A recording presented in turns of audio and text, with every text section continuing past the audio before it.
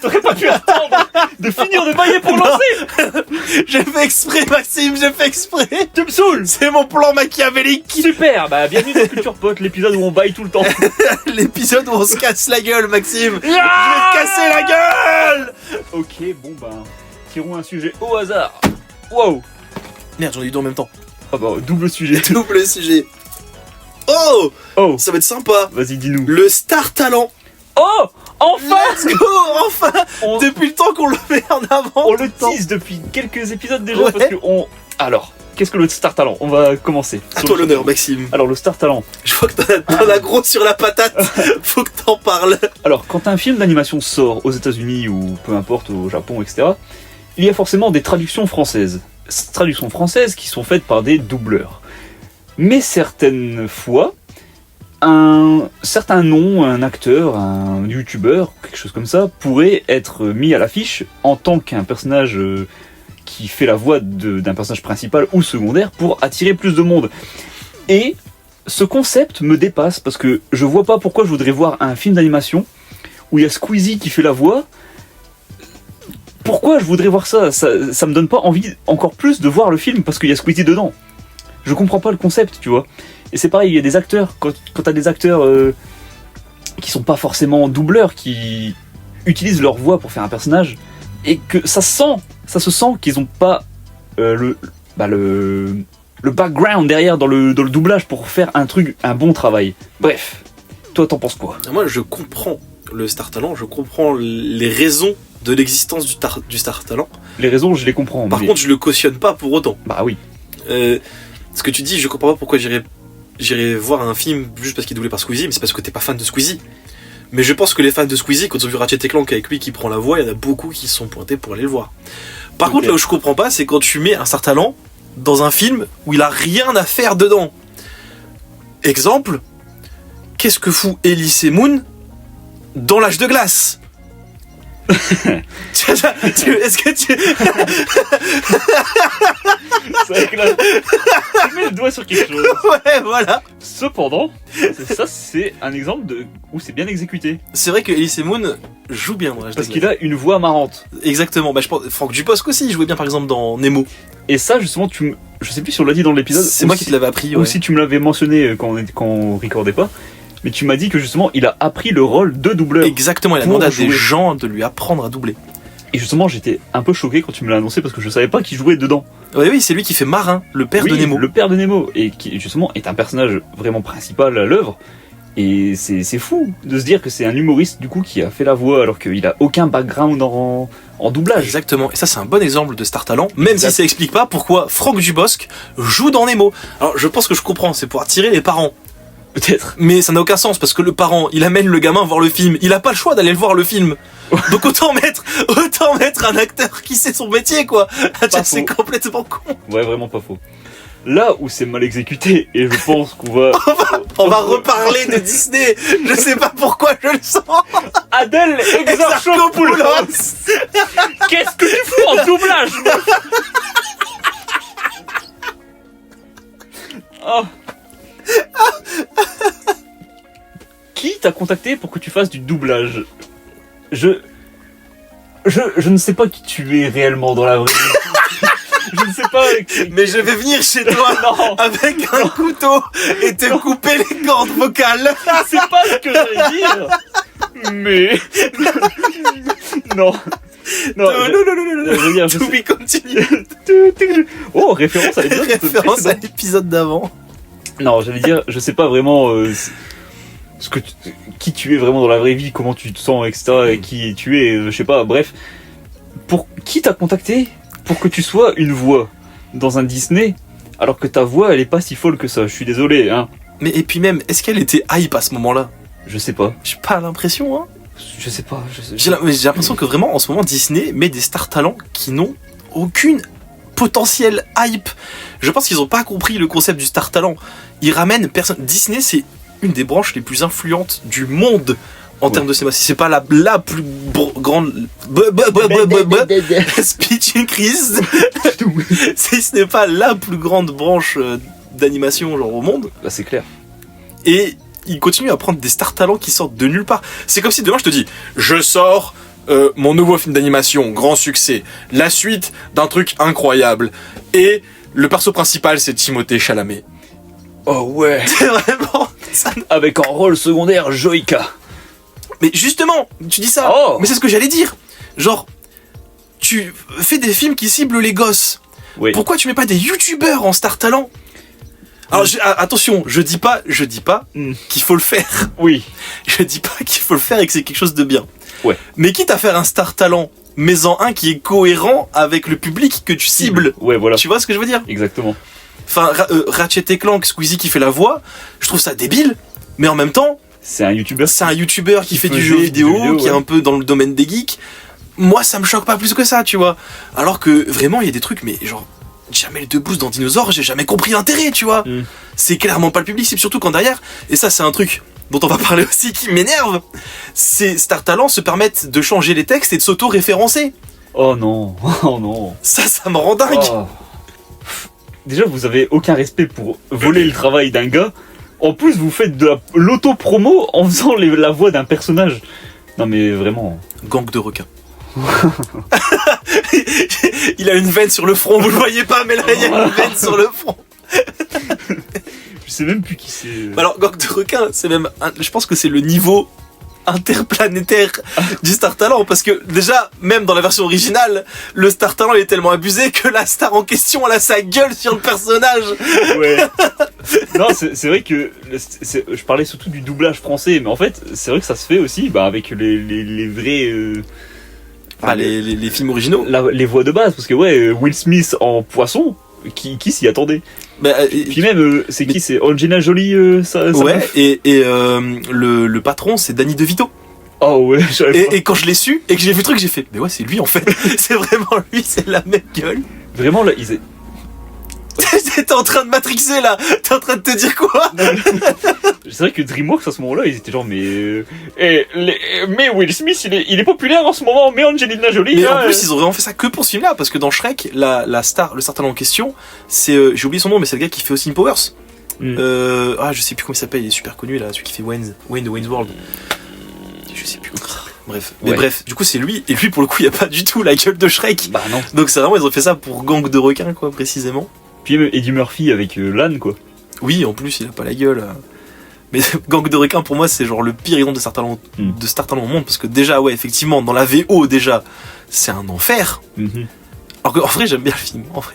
Moi j'aime bien le film. Gang de honnêtement. requins, je l'ai pas vu depuis que je suis petit. donc, J'ai pas vu depuis longtemps, mais j'aimais bien le film, je l'ai vu plusieurs fois. Ouais. Mais par contre, quand je vois maintenant à quoi il ressemble et tout.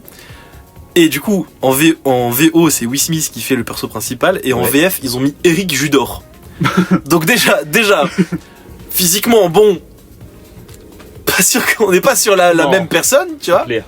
Mais surtout, il y a un truc, quand j'ai revu l'extrait, où je me suis dit, mais je me suis genre facepalm. Il y a un passage, je crois que c'est sur la fin du film, où le personnage principal, qui était genre réputé comme étant une grosse merde et tout, vient pour sauver le monde des poissons. Ouais. Et il débarque, et il y a une lumière derrière, et il se met à crier « T'es mignon, mais t'es un tout petit bourgeon !» Yes. Voilà. Il est où le rapport dans le film? Voilà, bah c'est que c'est Il la est où tour le rapport Montparnasse infernale, mais avec Ben des voilà. poissons, et vraiment c'est... Ben voilà. La tour Montparnasse infernale est très bien, j'aime beaucoup ce film, il me fait beaucoup rire. Qu'est-ce qu'il fout dans Gang de requins? En plus, c'est vraiment pas le même public du tout pour le coup. Ouais. Genre vraiment, je suis pas sûr que les gens qui ont adoré la tour Montparnasse infernale se disent je vais aller voir Gang de requins, et je suis pas sûr que les gens que Gang de requins cible ont vu la tour Montparnasse infernale. Je vois pas ce que tu veux dire par là. Je Pour pense, moi, le rapport est très Mais- conséquent. pour moi, à ce moment-là, je sais pas si Eric Judor, on lui a donné carte blanche pour faire son texte, ou si c'est quelqu'un qui lui a donné le texte. Dans le cas où c'est une carte blanche, je trouve ça déjà débile, parce que Eric Judor, du coup il se fait de l'autopromo de con, et il a pas respecté le doublage du tout Oui. en faisant ça. Donc c'est un manque de respect envers les doubleurs. Et inversement, si c'est une consigne qu'on lui a donnée de faire des vannes sur Tour Montparnasse infernale, bon bah là du coup il a fait que son taf, et du coup bah il est pas forcément blâmé.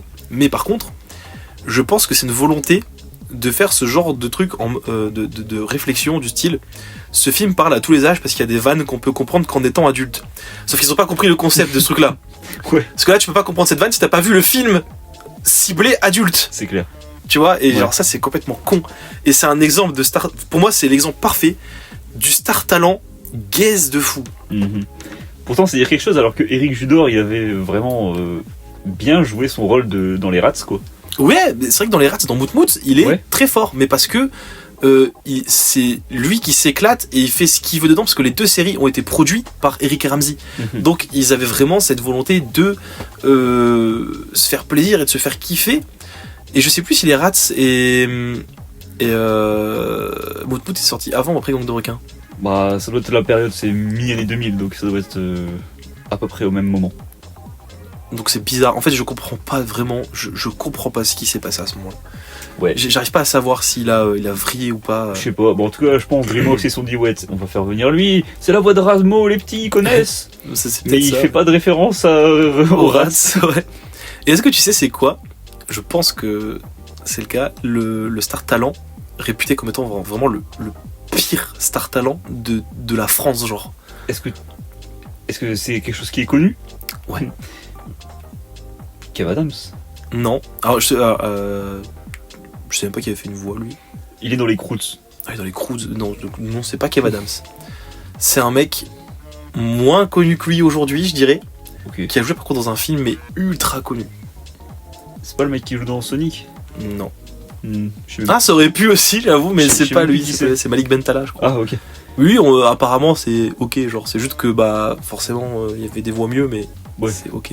Non, c'est Garfield qui est joué par Koé. Oh là là, on en avait parlé. Oh, tu m'en avais parlé et justement ça m'avait mis hors de moi. Oui, c'est une dinguerie. Alors bon, grosse attaque à Koé. Déjà, si vous êtes fan de lui, bah partez. Après, j'espère que les gens qui nous écoutent sont pas fans de Koé. ouais, déjà. j'espère aussi. Mais bref, bah Koé, il a fait la voix de Garfield. Sauf qu'il a pas vraiment fait la voix de Garfield. Ouais. Il a fait quelque chose.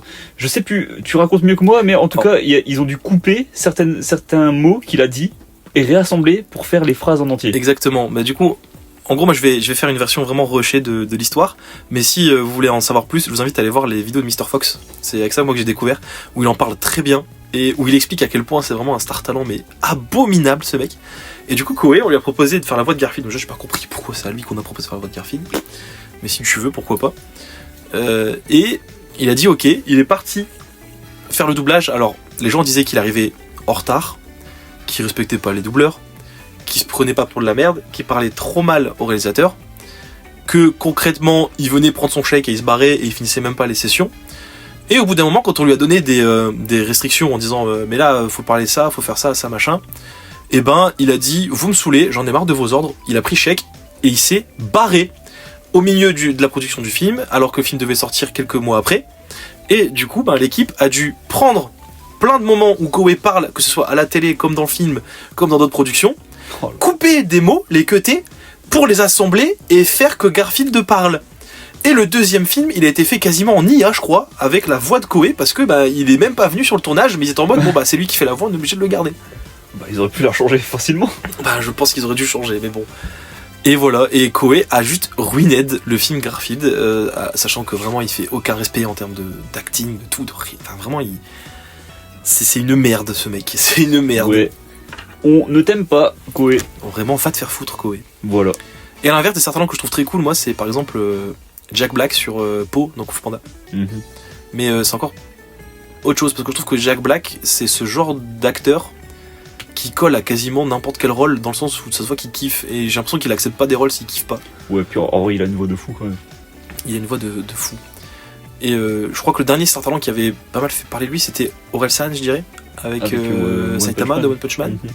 Mais là, je trouve que ça allait encore, ça m'a pas convaincu à 100%, mais en fait, c'est un peu comme Jack Black, justement. Il a cette vibe du mec qui peut coller à ce genre de truc, c'est son univers, son délire, il s'implique et c'est cool ce qu'il fait, quoi. Ouais.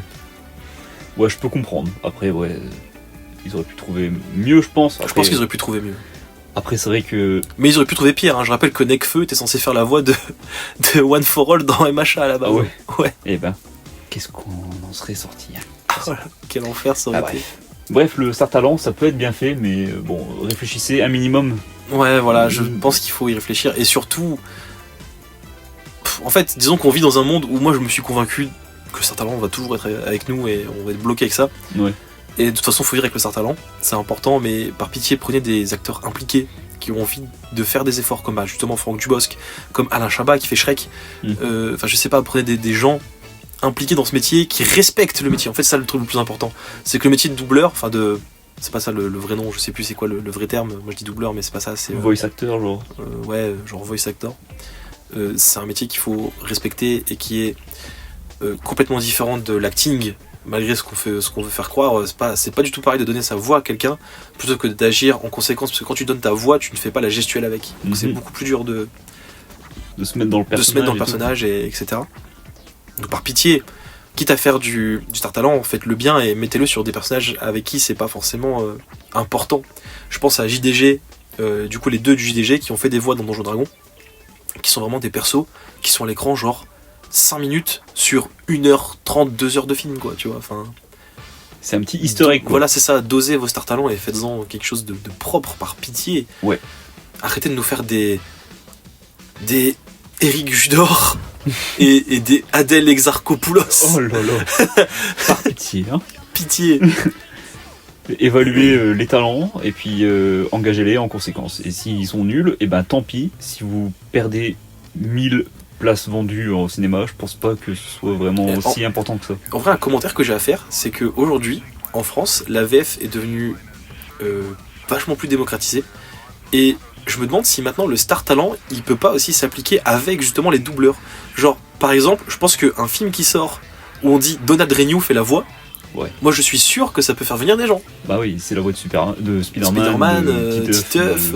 Et puis Donald Renew maintenant a un peu une identité de youtubeur. Il est sur YouTube, il est sur Twitch.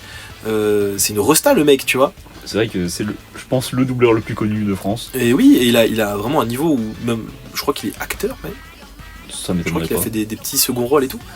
Donc maintenant la VF en est à un point où juste prendre un comédien de doublage, c'est ça le terme que j'avais oublié, ouais. Juste prendre un comédien de doublage et même en soi un Star Talent. Donc ben genre juste faites des efforts par pitié, c'est pas si compliqué. Ouais, voilà. Je pense pas qu'il y ait des studios de films ou d'autres de doublage qui nous écoutent, mais fallait qu'on le crache. Voilà. Fallait que ça sorte. Il fallait qu'on évacue. On évacue le haine qu'on avait envers le Star Talent. On peut partir sur une note positive si tu veux. C'est quoi le Star Talent que t'as vraiment adoré? Un mec où tu t'es dit lui ça va, c'est vraiment il est très propre. Ben en vrai vu que je m'y connais pas vraiment beaucoup, je dirais aussi comme on disait dans Nemo, Franck Dubosc qui fait un très bon travail. Après j'avoue que quand j'ai regardé les Croods en VF, je savais même pas que c'était Kev Adams qui faisait la voix du mec. Et quand j'ai appris, j'ai fait bah bon. J'aurais pas cru. Mais bon, j'ai regardé ça il y a très longtemps, donc ça se trouve c'est nul, mais je me rappelle plus. Moi je pense que ça se tape entre Franck Dubosc parce que j'étais vraiment bluffé par la performance. Ouais. Et j'avoue que Alain Chabat en Shrek, ça m'a pas mal perturbé aussi parce que j'avais pas capté que c'était lui au début. Il fait une très bonne voix dans Shrek, je trouve. Voilà, puis très rigolo. C'est que du Dream. Non. Je veux dire c'est que du DreamWorks, mais en fait non, c'est DreamWorks, c'est Disney.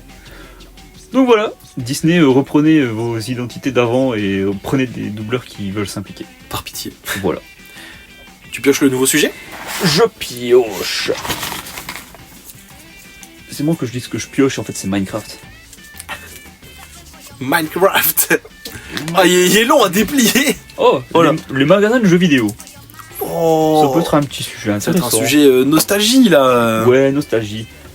Alors bah moi du coup quand j'étais petit j'allais beaucoup dans un magasin, du coup on allait au même parce que c'était l'un des magasins de jeux vidéo les plus réputés de la région et j'aimais tellement y aller parce que on pouvait vraiment trouver ce qu'on voulait en jeux vidéo et...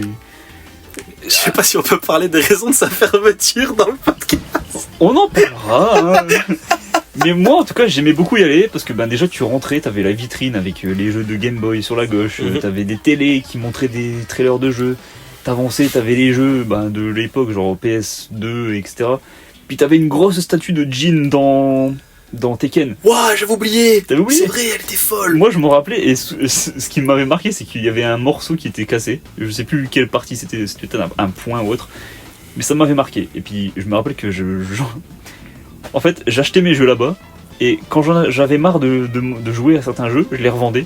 Et puis après ça me manquait. Et du coup j'allais les rechercher. Récupérer. Et à chaque fois c'était le même jeu parce que je faisais ça avec Sonic Adventure 2 je crois. Et la boîte était toujours cassée au même endroit en bas. Et j'achetais et je revendais le même à chaque fois. Et c'était trop. Je sais pas, en fait c'est un élément de nostalgie. Moi aussi, parce que je passais mon temps là-bas, vraiment. Dès que j'avais un billet, il fallait que j'aille là-bas et je revendais mes jeux. Et je regardais les étals. C'était trop bien parce que quand tu rentrais, t'avais les vitrines avec les consoles portables et les jeux de consoles portables qui traînaient. Et c'était trop bien parce que t'as l'impression d'être dans une capsule temporelle où plus t'avançais dans le magasin, plus t'avançais dans les époques. Et je sais pas si t'avais capté ce truc-là, mais en fait, ils avaient vraiment fait une compo en mode quand tu arrives, c'est les trucs les plus rétro. Et plus tu vas loin dans le magasin, plus t'avais les trucs récents. j'avais jamais vraiment marqué. En fait, t'avais tout ce qui était console portable sur un côté, et après c'était les vieilles consoles genre Nintendo 64, etc., qui étaient aussi en vitrine parce que c'était des cartouches. Et au niveau des consoles, t'avais le meuble du milieu qui était PS1, PS2, Xbox et tout ça, et en fait dans le fond c'était tout ce qui était PS3 et 360, qui étaient à l'époque les consoles les plus récentes sur le marché. Et c'était trop cool. Et moi j'étais trop fasciné par leur arrière-boutique, où on voyait les quantités astronomiques de cartouches, de jeux vidéo, de jaquettes et tout ça, c'était fou. Et ouais, en vrai je trouve que c'est peut-être un truc qui a un peu perdu de sa magie pour nous, parce qu'on a forcément grandi, et puis maintenant on en voit un peu partout, genre dans les Easy Cash, etc. Ouais mais justement c'est pas pareil, parce que c'est déjà les caches, c'est des trucs qui font un peu de tout et pas que du jeu vidéo. Et maintenant, de toute façon, ce genre de boutiques ont fermé justement à cause de la dominance des Micromania et ce genre de choses qui sont sur le marché à mort. Mais cette ambiance de quand t'es petit et que tu rentres dans le magasin de jeux vidéo et t'es fasciné par tout ce que tu vois, je trouve qu'on ne pourra plus la retrouver aujourd'hui. Genre même mes petits frères ou des gosses de maintenant retrouveront plus ce truc-là parce que c'est l'ère du digital maintenant. C'est l'ère du digital. Et dans les Micromania, c'est une vibe beaucoup plus professionnelle qui est pas non plus négative, je dis pas ça de manière négative, non. Mais ils ont pas ce côté magasin. Moi je veux dans un Micromania, je veux pas y rester des heures quoi. Tu vois Clairement, ce que je veux dire ? Ouais. Alors que ce magasin-là dont on parle, je pouvais y rester mais vraiment 3 heures non-stop à me balader partout, je parlais avec les vendeurs, ils étaient trop gentils. Ils me connaissaient de toute façon, ils me voyaient arriver, ils savaient ce que je voulais. Enfin voilà, c'était trop bien. Et des fois, je passais mes après-midi dans ce magasin de jeux vidéo parce que j'aimais trop aller regarder les vieux jeux et me dire oh, ça a l'air trop bien, je voudrais trop. Genre, c'est dans ce magasin-là que j'ai découvert les plus grosses pépites que j'ai joué aujourd'hui. Genre, Piliature, j'ai trouvé là-dedans parce que je disais oh, la pochette elle est trop cool. Taille, le diable de Tasmanie, j'ai trouvé là-dedans parce qu'ils mettaient, en fait, dans cette boutique, ils mettaient les jeux en facing dans les rayons. Du coup, tu voyais vraiment toutes les jaquettes qui était face to face, c'était trop cool, j'adorais cette ambiance. Vraiment. Mais ouais, c'est vrai que ce que tu dis, cette ambiance qu'on retrouvera plus, c'est vrai que c'est quelque chose qui pourrait nous manquer. Ah, mais moi ça me manque déjà. Mais ouais. Mais après, je pense, tu vois, qu'il y a peut-être des magasins, genre des petits trucs familiaux et tout qui existent, mais que. Ouais, mais c'est des petites boutiques et puis c'est beaucoup de cash. Genre, je pense que ces magasins-là, pour vivre, ils sont obligés de faire de la revente. Ouais. Le magasin où on allait, ils en faisaient beaucoup, mais c'était pas enfin, ils avaient aussi du neuf et il y avait ce délire de c'était pas leur principal revenu parce que justement c'était le moment où les Micromania et tout ça n'étaient pas encore ultra installés. Je crois qu'il y avait même pas de Micromania à l'époque où c'était là, je crois. Peut-être. Je sais que ça. Enfin, il y avait Micromania existait, mais il y avait pas de Micromania dans le coin quoi. En vrai, tu vois, ça m'étonne quand j'y repense parce que je sais que ça a fermé pas assez tard, mais de mon point de vue temporel, je sais que ça a fermé tard parce que j'avais déjà une 3DS et je l'ai ramené là-bas pour qu'ils me la réparent. Ah oui, mais ça a fermé tard, mais genre 2012-2013. Moi, j'avais acheté ma PS Vita là-bas. Donc c'était tard quand même. Mais de toute façon, comme je t'avais déjà dit, ça n'a pas fermé pour des raisons de. Ça n'a pas fermé pour des raisons financières. Non. Ça a fermé pour d'autres raisons. Des raisons de trafic. Ouais. Alors, est-ce que tu peux te décrire comment tu l'as compris ? Parce que moi, j'ai jamais capté. Je l'ai pas compris, on me l'a raconté. On m'a raconté, moi, comment ça a fermé. Mais je sais que c'est vrai parce que c'est quelqu'un qui est dans la police qui me l'a raconté. Ah ouais. Et en gros, c'était quelqu'un du magasin qui avait. Enfin, en gros, le gérant était le père de la famille, du coup, c'était un truc familial. Il a su que son fils faisait du trafic de drogue dans ce magasin et qu'il planquait de l'herbe de Provence et du sucre dans des jaquettes de jeux qu'on allait revendre. Et en fait, il y avait un espèce de code un peu. Quand il ramenait les jeux, et du coup il planquait à la place des livrets, il mettait dans les petites pinces des jaquettes, il mettait les petits sachets avec les bonbons magiques dedans, on va dire. Et du coup, bah, il y a eu un trafic à grande échelle qui s'est fait démanteler. À grande échelle. Enfin, à grande échelle, j'abuse, mais bon, je pense que pour que ça ferme, c'est que ça devait pas non plus être 3 pélos, quoi, qui allaient acheter leur truc, tu vois. Ouais, bah ouais. Bon. Super. Et ça expliquait pourquoi des fois des gens payaient 70 balles des jeux de PS2 qui étaient sortis il y a 15 ans, tu vois. Ouais. Donc, la drogue a pris le magasin qu'on aimait tellement. Dites non à la drogue, Ouais. dites oui aux pizzas. Je voudrais une pizza au sucre. Très bien, 120 € s'il vous plaît. Oh non, ma pizzeria familiale. Ah putain, non, allez vous faire foutre. Avec mon pizza au sucre. C'est vrai que je pense que c'est la seule et unique fois de toute ma vie que quand un magasin a fermé, j'ai eu ce sentiment de vide où je me suis dit mais je vais faire comment maintenant pour acheter mes jeux et tout ça. J'étais vraiment dépité. Et maintenant c'est tellement démocratisé que c'est tellement... Il y a même plus de magie. Mais moi je suis pas content d'aller dans un magasin de jeux vidéo. Vraiment, maintenant quand je cherche un jeu vidéo qui vient de sortir, je vais dans le Micromania, je prends le jeu, je vais en caisse et je me barre. Ah, mais toi t'es Je fou. veux pas rester. Qui achète ces jeux à Micromania? Bah, C'est seulement les zinzins qui font ça. je sais pas, je prends là-bas. Après de toute façon j'ai quasiment plus de jeux donc. Ouais. Puis j'ai une carte Micromania, j'ai dit 10 balles de réduction, je vais prendre là-bas, Ouais, écoute. j'en sais rien. Ouais, bah t'as raison. Tu les achètes tout toi tes jeux maintenant? On me les offre. Voilà. Ou alors je joue au Game Pass. C'est vrai que moi, il y a quasiment plus de jeux qui me hype que je prends Day One tellement c'est cher. Enfin, Ouais. genre j'étais ultra hypé par Sparking Zero. Je voulais l'acheter Day One et j'ai vu des premières critiques qui ont dit en fait c'est pas si dingue. C'est que du fanservice. Et moi j'adore le fanservice. Un jeu full fanservice ça va me faire kiffer. Sauf que c'est un jeu full fanservice à 80 €. J'ai pas envie de mettre 80 € dans un jeu que je vais jouer, auquel je vais jouer pendant 10 heures et m'éclater. Et Ouais. puis après je vais plus jamais le relancer. Ouais, tu bah vois. t'attends 3 mois, il sortira dans les caches justement moins Oui, cher. non, mais grave, mais c'est dommage parce que c'est un truc qui se perd aussi. Le prix des jeux ont fait que je veux plus aller traîner dans les magasins et acheter des jeux Bah ouais. et je veux plus. Enfin, genre, je pense que maintenant je dois m'acheter genre qu'au maximum 3 ou 4 jeux dans l'année, pas plus. Ouais, Et j'ai tendance à plus relancer des vieux jeux qu'à acheter des nouveaux, tu vois. et c'est vrai, on peut dire aussi que les magasins de jeux rétro et tout sont pas morts, mais quand tu vois le prix des jeux maintenant, tu vois un jeu Game Boy, des fois 60 balles, t'es genre, mais quoi? Mais oui. Mais moi je veux jouer au jeu, je veux payer le 2 balles, Je veux quoi. pas C'est payer un SMIC pour jouer c'est à un Game vieux Boy. jeu vidéo. Dans 20 ans, il Il marche a même plus. Mais c'est ça, tu vois, t'es là, tu fais genre j'ouvre ma Game Boy. Je pense que les graphismes de Super Wario Land c'est pas les mêmes que ceux de Baldur's Gate, tu vois. Enfin, Ah, ça valait bien 120 balles le jeu en boîte, hein. vraiment, je comprends pas. Ça me déprime. Ouais. C'est pour ça qu'il y a des émulateurs. Oh là là. Bah non, Nintendo va tout éliminer. Genre Nintendo ils disent ouais, t'as pas le droit de pirater nos jeux qu'on ne ressort pas et que tu peux juste acheter sur eBay à 120 balles. Tu peux pas y jouer sans le payer, mais ressors-les aussi tes jeux, non? Ressors-les. Par pitié. On attend des... Et pas dans des compilations temporaires qui vont disparaître au bout de 3 mois pour être vendus 236 € alors que tu vas même pas profiter de la thune en plus. Ouais, Mario 3D Collection, on te On parle. te parle Mario 3D Collection. Genre ouais, moi... Tu me dis, ouais, demain sur le eShop de la Switch, il y a les jeux GameCube, toute la collection qui sort. Oh mais si fort. Mais je le prends. Qu'est-ce que j'ai envie de jouer à des jeux Game Boy Advance ou NES? C'est bon. Je veux qu'ils prennent les pires consoles quoi. Enfin, Ouais, vraiment, après c'est des bons jeux, tu vois, Super Nintendo et tout, Ouais. mais honnêtement, après Est-ce je que sais que toi t'es plus un rétro gamer et jeu de plateforme que moi. ouais, mais moi c'est surtout en 3D, tu vois. Ouais, mais moi ces jeux-là, moi j'arrive pas, les jeux de NES, etc. Je sais pas si c'est pas parce que je sais pas si c'est parce que c'est pas ma génération ou parce que je suis quelqu'un qui est plus un. Enfin là pour le coup c'est un truc qu'on est assez opposé, c'est que moi je suis plus un joueur narratif, toi t'es plus un joueur gameplay. Ouais. Et du coup forcément ça c'est le genre de jeux qui sont vraiment full gameplay. Ouais, c'est Et sûr. moi j'arrive pas à ce genre de jeu, ça me. Je sais pas, j'arrive pas à rentrer dedans et. J'avoue que si la Switch avait un. Je pense que si Nintendo avait fait un eShop GameCube, j'aurais pas revendu ma Switch alors qu'il est. Ah bah ouais, tu m'étonnes, non, mais... C'est fou, parce que...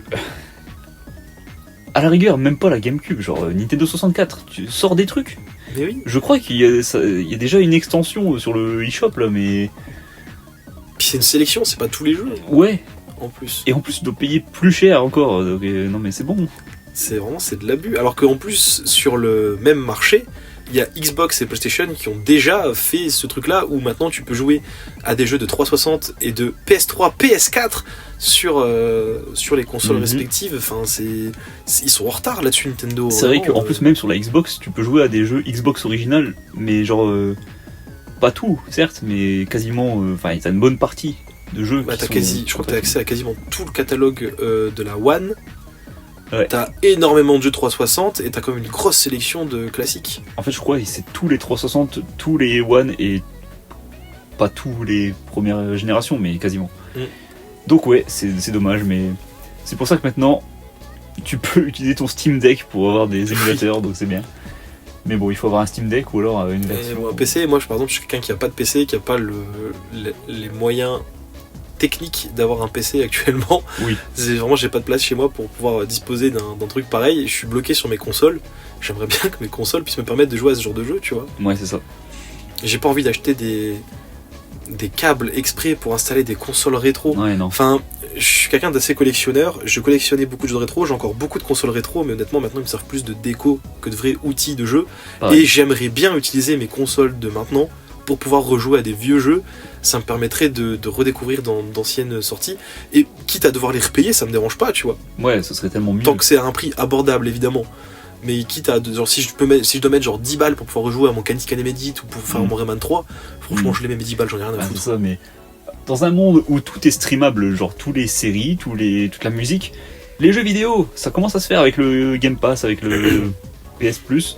Pourquoi Nintendo ne veut pas s'y mettre? Enfin, ils s'y mettent doucement. Alors que je suis sûr que Nintendo fait ça. Parce que Nintendo, actuellement, j'ai la sensation que Nintendo baisse un peu dans l'estime de beaucoup de joueurs. Ah bah je pense.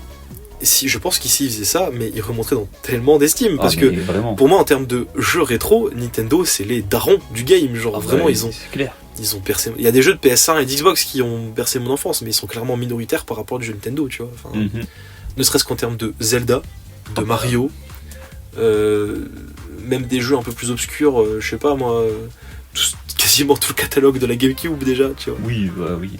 Puis la GameCube, c'est une des consoles qui a le moins bien marché de Nintendo. Et comment veux-tu rejouer à des jeux là-dessus à part payer bonbons sur eBay, sur Le Bon Coin? Non mais c'est pas possible. Le Wind Waker avec le CD, spécial et tout le là, CD édition, ouais. il se revend à des 70-80 balles, c'est fou. Et encore, je trouve que là, ton prix il est bas comparé au vrai prix de vente. Je suis pas sûr, mais. J'ai déjà vu à du 120 € dans des boutiques. C'est plus cher qu'un jeu neuf d'aujourd'hui. C'est comme la fois où je suis parti à Easy Cash et que j'ai vu Pokémon Rouge sur le Game Boy en boîte. J'étais là, je m'en rappelle. Je crois que c'était à 400 €, j'étais. Ouais. Je me suis stoppé. Genre. Je savais que c'était cher, mais à ce point. C'est une folie. Vraiment. Et à l'époque, les magasins de jeux vidéo avaient pas des tarifs aussi abusés. Je m'en rappelle. Il y avait des jeux rétro qui pouvaient rester cher, mais c'était pas à ce point-là non plus. Après, ce qui est considéré rétro de nos jours, c'était pas rétro à l'époque. À l'époque, ouais. C'était encore semi-récent, tout ce qui est PS2. C'est vrai, je suis d'accord. Bref, ça me manque, cette époque des magasins de jeux vidéo. J'avoue que je suis un peu nostalgique de cette époque où je pouvais passer des heures dans mon magasin de jeux vidéo sans m'emmerder. Ouais. Mais j'ai un peu cette nostalgie aussi de quand je rentrais chez moi et je pouvais lire la notice de mes petits bouquins. Je suis un peu triste qu'on se mette à ressentir la nostalgie à pas encore 30 ans, Maxime, c'est quand même badant un peu. Je suis nostalgique depuis que je suis petit, moi. Bref, voilà, il va falloir faire quelque chose pour tout ce qui est vieux jeu, pour que ça puisse revenir au goût du jour et que ça puisse être accessible avec un seul bouton. Faites un Netflix Nintendo, s'il vous plaît. Par pitié. Déjà, ils ont sorti Nintendo Music, là. Tu peux streamer ta musique Nintendo, sauf que il faut être membre du Nintendo, je sais plus quoi là, online. Et vous voyez, les gens se foutaient de ma gueule parce que j'étais pro PlayStation, mais en vrai. Ouais. Bon, je dis pas, PlayStation aussi fait pas mal de merde. Mais de toute façon, toutes les grosses compagnies. Je pense que toutes les grosses compagnies ont leurs problèmes, mais je me dis qu'en termes de jeux vidéo, ça va, je me débrouille bien, même s'il n'y a pas toujours des pépites et des trucs de fou. Ouais. Au moins, je dois pas payer ça pour écouter ma musique, genre Spotify c'est intégré à la Play. C'est clair. Mais bon. Voilà. Est-ce que je pioche un sujet allez, un petit. On le tente Si c'est un trop gros sujet, ce sera au prochain. Bon, c'est pas mal. Alors, le dessin digi versus le dessin tradi. Alors, l'épisode des artistes. Ouais, on en avait un peu parlé déjà pendant Jojo, vaguement, l'épisode d'avant. Parce que l'OAV de Jojo, du coup, oui, c'est vrai.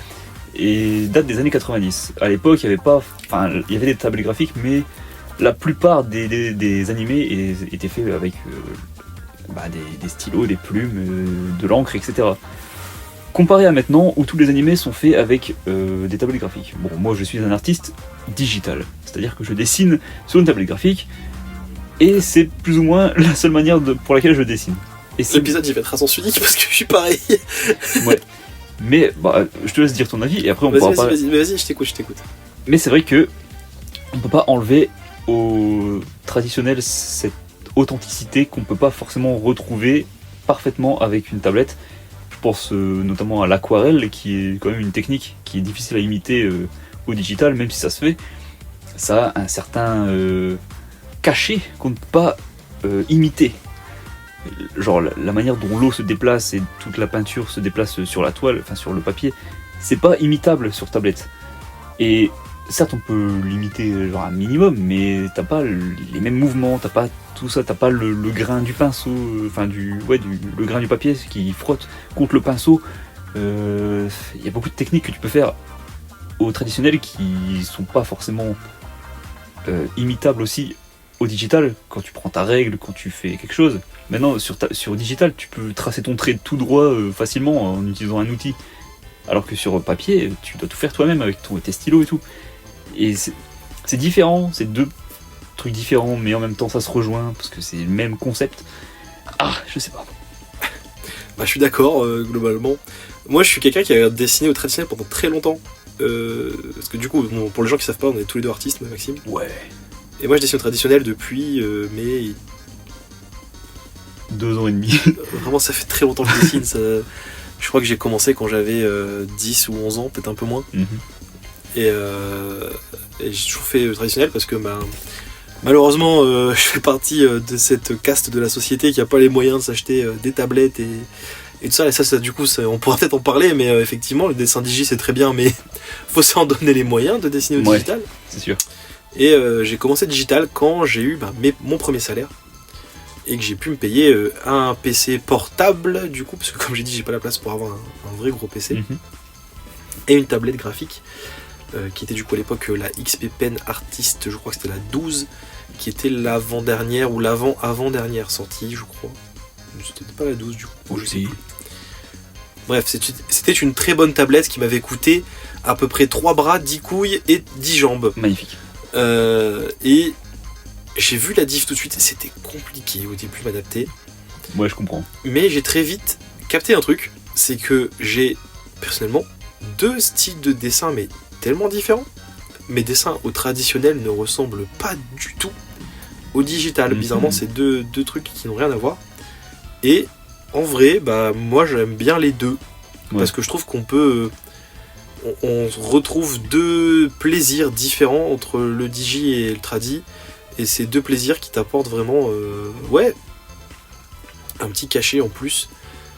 Et voilà, j'arrive pas à trouver mes mots parce que concrètement je comprends pas la guéguerre entre le digi et le tradi. Ouais.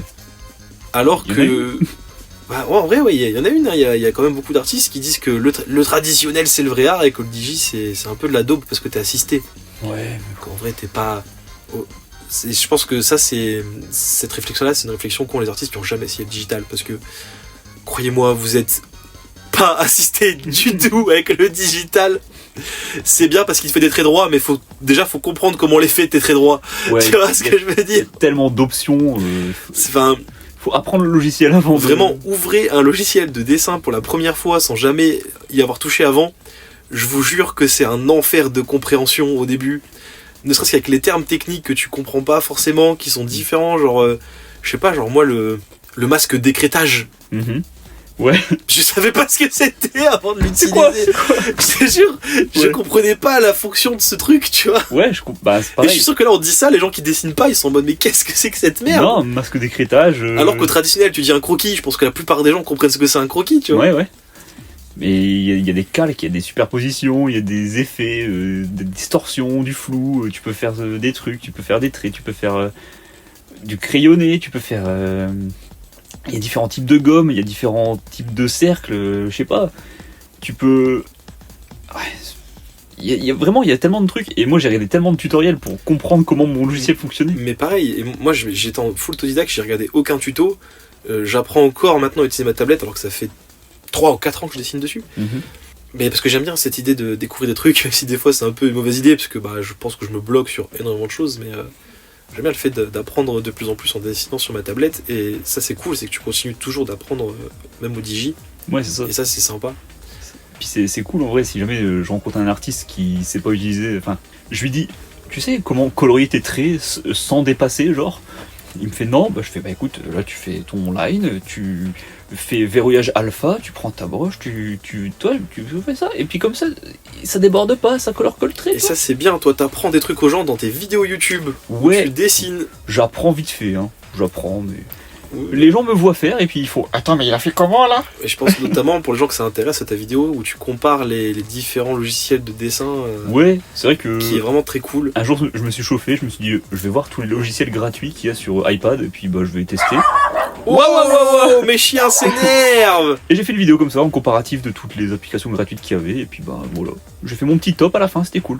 Si jamais vous voulez le voir, ce sera sur ma chaîne. Bisous. Exactement. Voilà. Et voilà, et du coup toi t'es team tradi ou Digi? Digi. Digi, ouais. Digi également, moi je peux plus m'en passer. Hein. Par contre moi je suis team Digi sur tablette, enfin tablette, pas... merde, comment on dit du coup? Papier. Ah non mais parce que moi je dessine sur iPad en fait. Ah tablette... Ouais, tablette normale, enfin tablette... Parce que vraiment ça c'est un truc par contre qu'il faut dire, c'est que même en termes de digital, le digital sur tablette type iPad et tablette vraiment graphique de dessin, ça n'a rien à voir en termes de feeling. Hein. Non. Mais vraiment absolument pas. C'est vrai qu'une tablette graphique, forcément, c'est exprès pour le dessin, un iPad ou une tablette Samsung, je sais pas. C'est pas forcément pensé pour, mais tu peux le faire parce qu'il y a des stylés que tu achètes à part, quoi. Après, moi, celle que j'ai, du coup, pour ceux qui veulent noter des refs, moi j'ai la iPad Air 2, je crois. Oh, elle est bien celle-là. Moi j'ai l'iPad mini 4, je crois. Et faut savoir que la collection iPad Air, donc cette gamme-là, c'est une gamme qui est faite exprès pour le dessin chez iPad. Ah ouais. Ouais, donc tu peux faire d'autres choses avec, mais c'est vraiment spécialisé dans le dessin. Ok. C'est notamment mon collègue de toujours de l'internet qui s'appelle Mousse Drose qui me l'a conseillé. Big up à toi Mousse, tu nous écoutes? Ouais, Mousse. Et c'est vraiment mon meilleur choix parce que là actuellement elle est toujours pas morte. Son seul gros problème c'est la mémoire. Après, toi, t'es un dessinateur de manga, donc t'as tous tes chapitres dans ton iPad. Ouais, mon application de dessin, qui est notamment Procreate, qui est genre le Photoshop de iPad, fait actuellement 47 Go. Tiens donc, ça m'étonne que t'as pas eu la nouvelle version d'iOS, tiens. Comme c'est bizarre. Il te fallait un iPad à 120 000 gigas de RAM. Ouais, alors, par contre, oui, effectivement, en termes de prix, bon, je vais me permettre de donner les prix, parce que je pense que s'il y a des gens qui veulent des refs ou quoi, pour le truc, ça peut être intéressant. Après, ouais, si tu veux te lancer dans le hobby du dessin digital, il faut mettre le prix. C'est ça. Moi, à l'époque, quand j'ai commencé le dessin digital, j'avais acheté, du coup, mon PC, qui était un Lenovo. Alors, pourquoi j'ai plus la ref exacte, mais avec une tablette graphique XP Pen, les deux m'avaient coûté en tout dans les 800-900 balles. D'occasion. Quand même. Sachant que mon PC a pas tenu la route et qu'il est dead et que je pouvais plus dessiner avec. Ouais. Et après quand je suis passé à la tablette type iPad, mon iPad plus mon stylet plus mon matos, protection etc. plus l'application, en tout j'en avais eu pour 1100 €, un truc comme ça à peu près. Ouais. Donc c'est pas donné et ça c'est un truc effectivement qui fait que ça peut refroidir beaucoup de gens le digital et qu'on va préférer le traditionnel, c'est le prix. Oui. Et encore là je trouve que ça se discute parce que le digital tu vas mettre énormément d'un coup mais derrière tu vas plus faire de dépenses sur des années. Hein. Moi je dessine toujours avec la même tablette depuis 4 ans. Ouais. À moins de payer un abonnement pour Adobe Illustrator ou autre, tu vois. Oui c'est ça. Mais bon, faut vouloir vraiment payer l'abonnement quoi. Mais le tradi est toujours très cool et effectivement j'aime beaucoup le dessin tradi, notamment par exemple moi qui suis auteur de manga, ça m'arrive de faire des conventions et de faire de la dédicace et là vraiment je prends mon pied à faire de la dédicace avec mon petit feutre et dessiner des silhouettes de perso, faire des petits trucs, m'éclater, c'est très fun aussi. Ouais. Le digital reste excellent et très cool et très fun et c'est pour ça que c'est toujours autant démocratisé, je pense notamment en bande dessinée où il y a énormément d'auteurs qui sont soit en mix, soit en full tradi, ça se fait toujours. Ouais. En parlant de mix justement, il y a beaucoup d'auteurs de manga qui font les deux en fait, qui commencent avec le traditionnels et qui peaufinent un peu avec leurs assistants, etc. Au Ouais, digital. bah alors moi notamment ce que je faisais sur Hero, Ouais.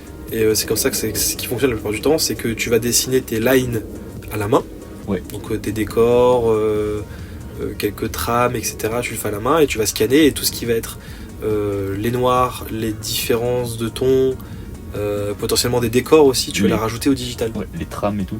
Exactement. Mais c'est vrai que je regarde souvent. J'ai vu récemment un mangaka qui dessinait sur YouTube. Et je voyais qu'il faisait au traditionnel avec sa plume et tout, et qui remplissait tout au noir. Et j'étais genre, ah ouais, quand même.